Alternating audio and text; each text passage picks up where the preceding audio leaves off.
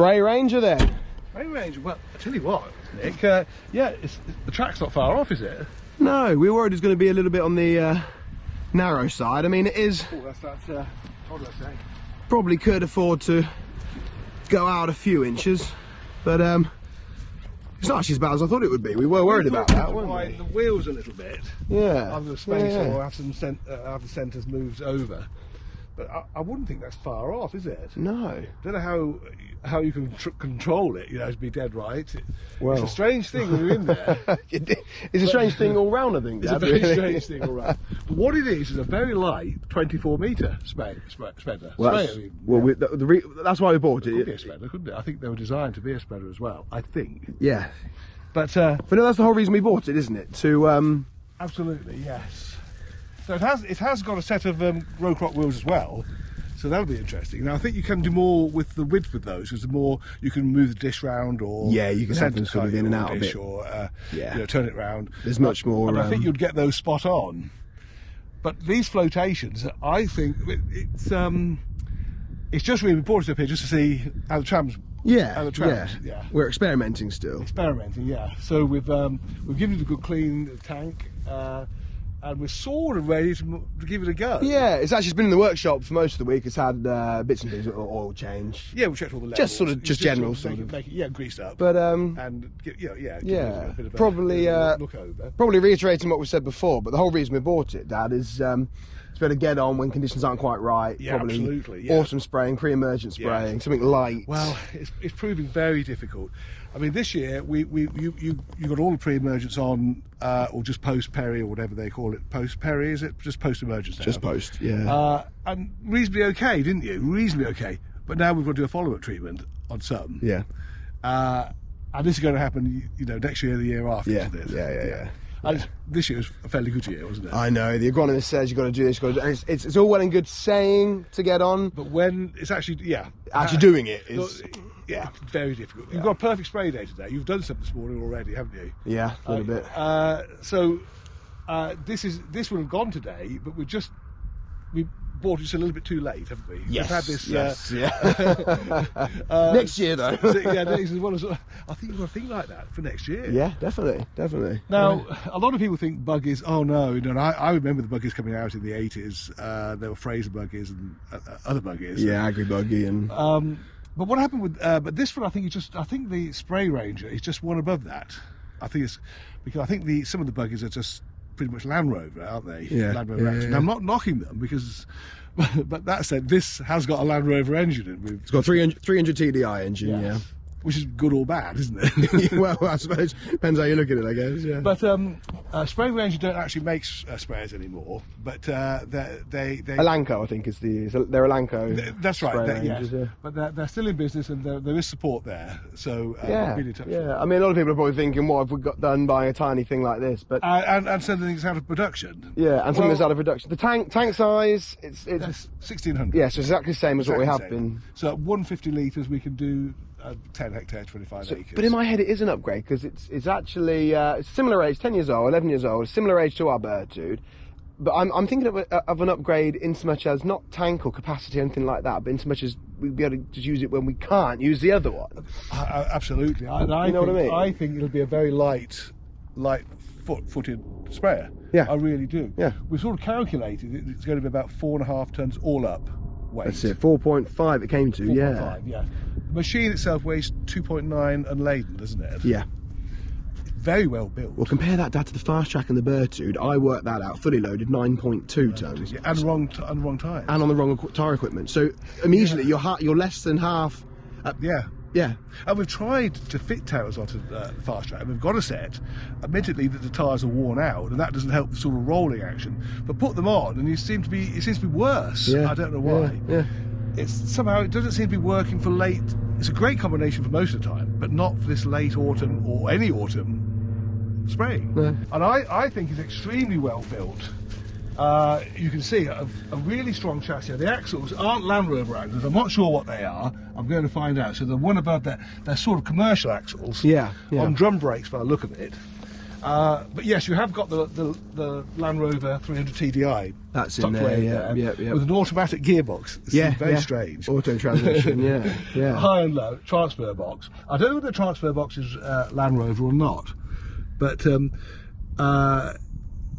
drive shafts too. The drive shafts look Land Rover-ish, but I think they're not. I think they're purpose-made ones. Yeah. But you can see it's been looked after too, can't you? Oh, it's been definitely looked after. Yeah, hasn't done a lot. No, she's I've done about 2,000 hours. So she's low hours. Yeah. If that's correct. But looking at it, I think it might be correct. Yeah. As we go around to the step, you'll see very, very light booms, but we've looked. There are no cracks. No, they're in good. No welds. No. Slight bend on one part of the spray line. A little bit here. It was there, wasn't it? Yeah, a little bit here. I've looked already, and these are available in stainless steel. That's the half-inch stainless steel. Yeah. We probably have to change that section because that bend is making it droop a bit. Yeah. A little bit of work here, but that's the only damage I can see on it. Yeah. Two-stage ramps, and I like this is a novel idea. This sort of angled round box section. That's it. And it rides on both of those. Pump, I think might be a Comet pump. I'm not sure. Driven by a hydraulic motor. It's hydraulic. Yep. There. Straightforward. So, and solenoid valves or ball valves. Yep, and they all work. They all work. Everything's working as it should. But the way I see it, I would imagine. Except that work light has gone. Yeah, that must be an addition. That's one of those spray light, blue lights. Yeah, there's one over there on that side. We ought to replace that. Definitely. Yeah. I would think when Alanco assembled these up, they would do it from parts. So Yeah. I would imagine all the sprayer parts will be available. In fact, we got a new filter, didn't we? Yes, yeah. It was just a standard. Identified the standard filter filter. housing. I just forget what model housing it is. But no, that was easy. Yep. There's so a few different places you can get that I from. don't think there'd be an issue with spraying parts And maintaining it. Maintaining No, absolutely. I mean, the booms you won't get again probably because they're probably no longer made. Yeah. So you'd have to sort of repair any damage. You won't. If you really damage the boom section, you might be in trouble. Depends who's driving it. So you won't. And the tank, I can't answer that. But they made slightly bigger machines. Whether it's the same chassis, I don't know because I'm not fully up to speed with Alanco. But I think this is the smallest model. Is it the 100D? Yes. 1600 litre. I know they went up to there's Yes. a 2000 litre model, isn't there? 2,500 and a 3,000. That's it. And I think they're bigger engine and probably bigger axles, possibly. I don't know. Yeah. I don't know. But it's got the more up-to-date cab, which is it is still pretty basic. It's got air conditioning though, Dad. It does have air conditioning, yes, and that's a real plus, I think. Definitely. And it actually works. We tried that. As daft as it sounds, this day and age, You've got to have it. You've got to have it. In here like this, you definitely. Well, you'd be like it's like being in the greenhouse. Oh, absolutely. A long day in that without air conditioning, you'd know it, wouldn't absolutely. you? Yeah. We've had one little issue. We've had to we've taken out the mat. We realised there's oil underneath the mat. Yes. And one of these spools was actually leaking on the block. On the block. Yeah. It was running O-ring. It's been sorted. Yep. We haven't put the cover back on because we're just making sure there's no leak. No, so we're going to get a new floor fitted for that. Yes, you've got to get new carpet for that, aren't you? I've got some carpet off-cut. I'm going to cut into shape and. That's what you want. Bosh And in actually, there, I think yeah. you do need some because it's a bit slippy. Yeah. But we noticed all dripping down here, a tiny bit. Yeah, and that's where it was coming from. It was under that spool, underneath the rubber mat. That's it. Down this corner. Yeah. But and easy fix. Easy fix. There's a radio. And there's a radio. Yeah. Bluetooth radio. Now the controls, Nick, it's T-Jet. It's a T-Jet box. Yep. I mean, it's going to be not bang up to date. I think it has a speed control. We can see a sensor on one of the drive shaft. shafts. Yeah.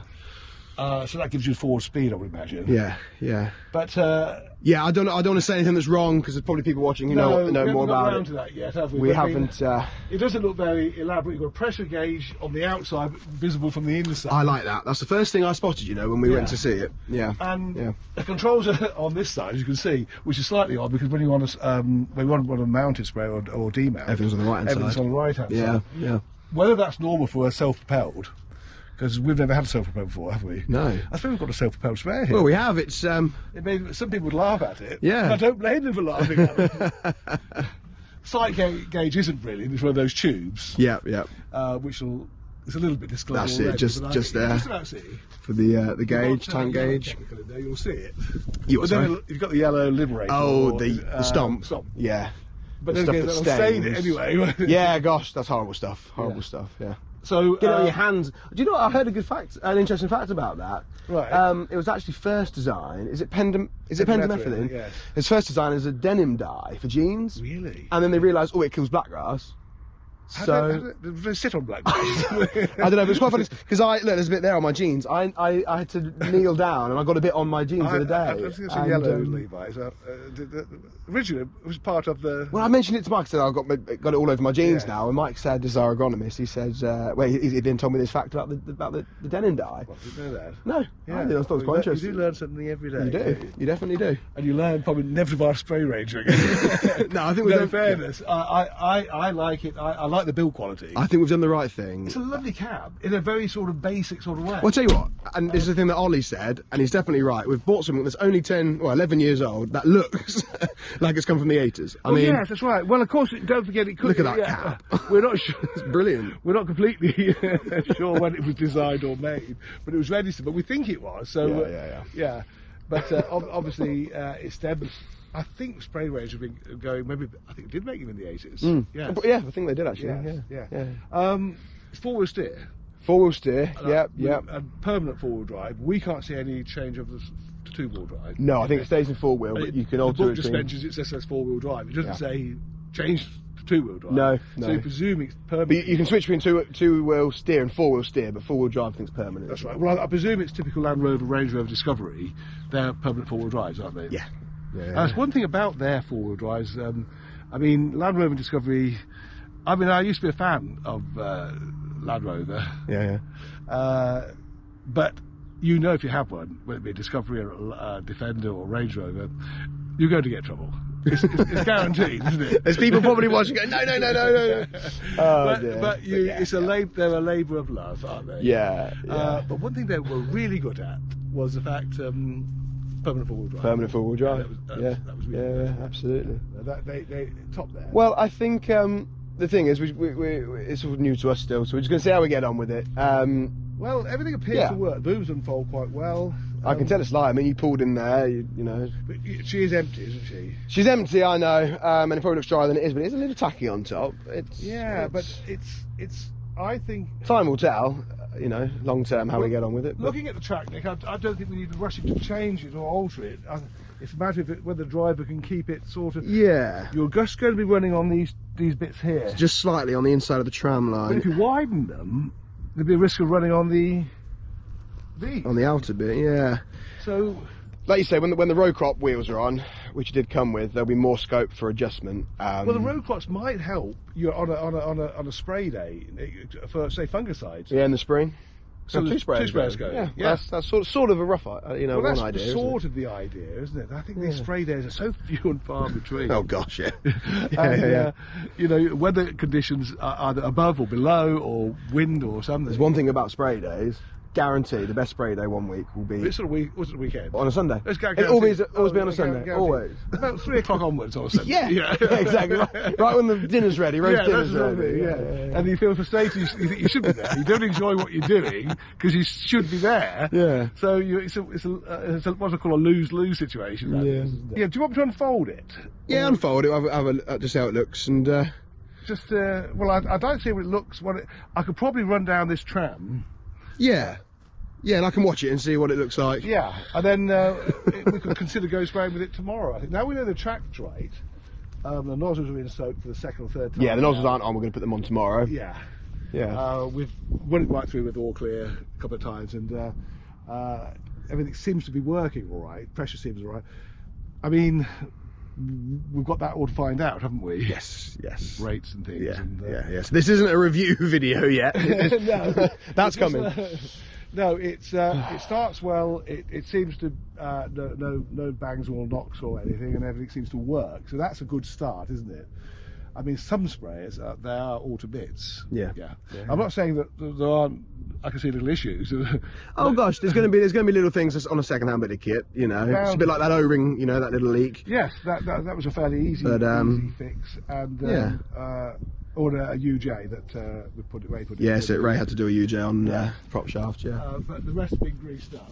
I should imagine it's quite heavy on UJ, Yeah. And things like that. Yeah. Or at least thing is with the UJs, you want to make sure you just keep them greased. Keep them greased. Definitely, yes. definitely. Well, it'd be interesting to see it unfold, Nick, and then see what it's like going down a tram. Yeah. With a view to probably doing some work with it. Yeah. It'd be interesting to have a go with it. But Yeah.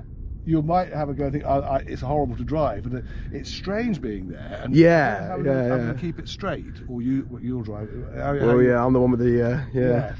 I don't know how you'll manage. Well, you'll probably do a bit, but I'll be doing the bulk of it. Yeah. So go on then, get it folded out. okay. But this step, you can tell I've done a lot of work. Well, that's good or bad, though. Doctors have done work. It means it probably nobody wants to get it. Probably not. Well, there's that. Can you actually get in? You can get in. That's yeah. I meant to do that. It's got that tilt steering. That's it. Yeah. Yeah. So that's handy. Okay. Have a quick look. Have a quick look. Yeah. Yeah. That's not a dip switch down there, but it looks like an old-fashioned dip switch from an old car, doesn't it? But it's not. It's that's a changed forward steer. Full steer. Yeah. You like all the lights work, all the indicators work. Everything works. Everything works. And this is what we've got here. It's the T-Jet 844E. It's probably dates from 1960 or something. No, but I should think that'd be fairly. They've obviously got 4 sections there, haven't you? Yep. Only main on. That's your aircon up there.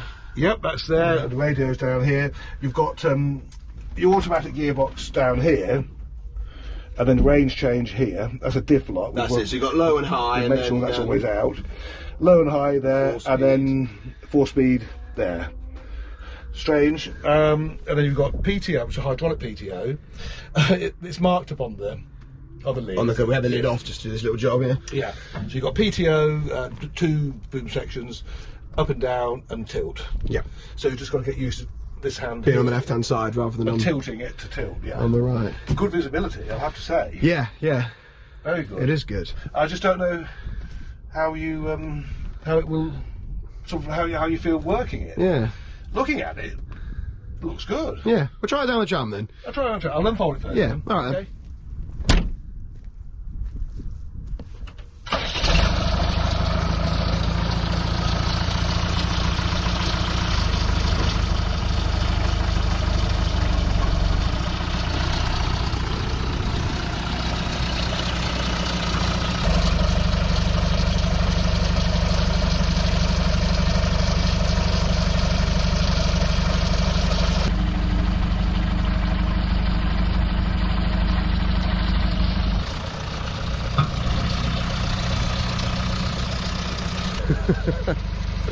It is a strange looking thing, not gonna lie. Oh, I don't want to get knocked out by a boom.